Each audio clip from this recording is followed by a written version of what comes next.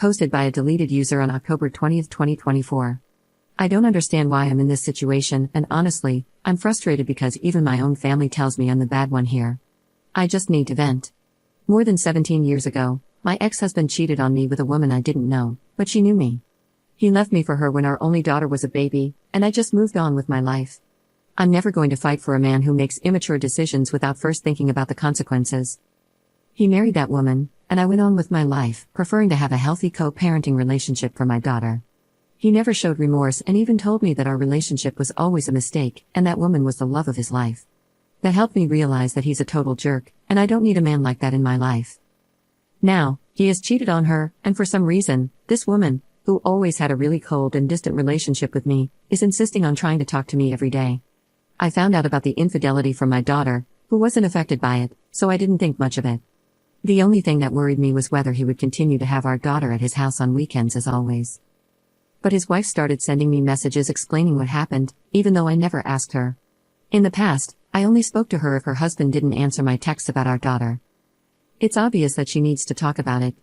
It doesn't matter if I reply dryly, she sends me long voice messages about it anyway. I mean, I understand that she needs to talk about her husband's infidelity and all, but why me? I don't want to be rude, but I don't care how she or he feels. In one of her messages, she said, "You know how I feel now." Like, I guess? But that was 17 years ago. It's not the same.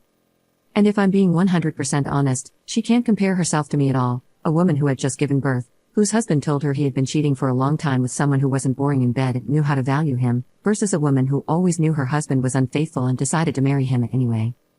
Anyway, I've tried to ignore her as much as I can. But even when I talk to my family or friends about this, almost all of them said things like, "Oh, but she must feel lonely. She wasn't to blame for being the other woman." I think you should be more empathetic. We all need someone to talk to, or my favorite, "She's not to blame for him being a cheater, you should understand her because she needs help."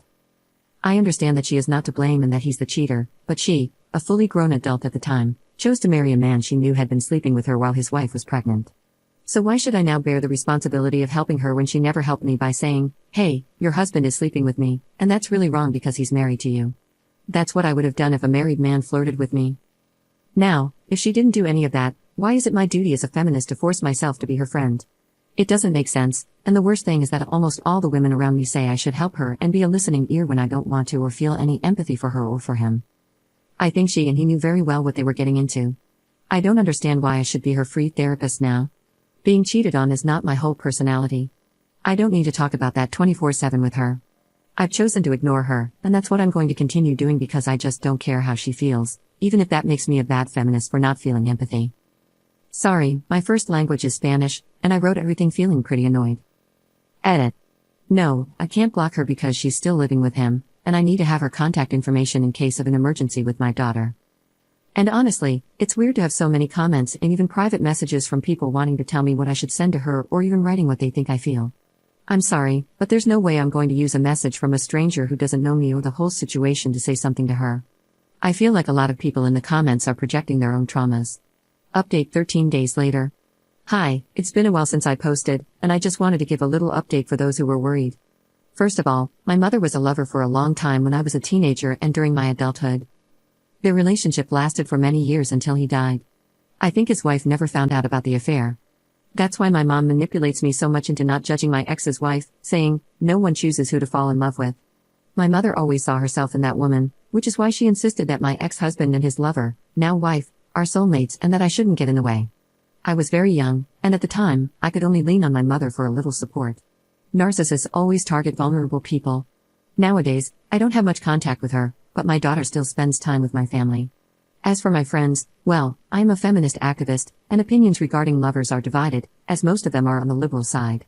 Most of the time, judging lovers is seen as misogynistic because they are single women, and the man is the one we should blame, and we need to show solidarity with other women. So, I expected that reaction from most of them.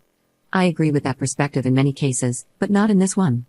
I can feel empathy when the woman didn't know or when she was a minor being groomed, but in this case, I don't feel any pity because she knew exactly what she was doing. Women can also be mean and cruel. Women can also choose to be the villains of a story without someone manipulating them, because we are not weak, and my ex's wife is that kind of woman. No one manipulated her into doing anything. I'm sorry if that explanation was unnecessary, but some people didn't understand my family's and friends' behavior, and honestly, it feels good to vent. I ended up speaking with my ex's wife because, honestly, a few days ago, I had a really stressful day, and the last thing I needed was to see her messages on WhatsApp, so I just exploded. I had planned to keep ignoring her, but that day I was upset about work-related issues, and I ended up telling her everything. I sent her an audio message telling her that I am not interested in her life or the fact that she's suffering. I told her that I am not her friend, nor am I interested in being one. She never asked me for forgiveness, and now she expects me to start some kind of support group for women cheated on by my ex. I said other things too, and I wish I could post the audios here. I told her that she knew exactly what she was getting into. She knew well that my ex was capable of cheating on the mother of his baby, yet she still decided to marry him and live out the fantasy that she could change him and that she was different from all the other women he had been with. God, I hate long audio messages, but I spent more than 5 minutes telling her that her situation and mine are nothing alike. That was probably my greatest catharsis. She got upset, and we started arguing. It was quite exhausting, and the last thing I want is to have problems after 17 years of relatively normal co-parenting. I know they aren't going to get divorced, which means I will have to live with her presence in my life forever.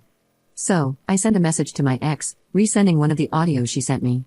I took the time to listen to them all, and she never apologized to me. Not that I need her apologies, I don't care, but some people had asked about that. Her messages were just complaints or attempts to get us both to speak poorly about him, or she wanted to use me as her free therapist. I told my ex to ask his wife to calm down and see a psychologist.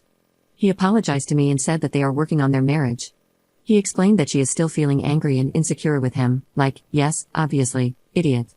Since I had suffered through the same thing, which, no, is not the same, she felt we could share the pain. He told me that they both started attending online conferences by some couple who teach how to get over infidelity. Sometimes, I envy people who can scam others so easily, anyway. I made it clear to him that I am not friends with her and that this is affecting our co-parenting.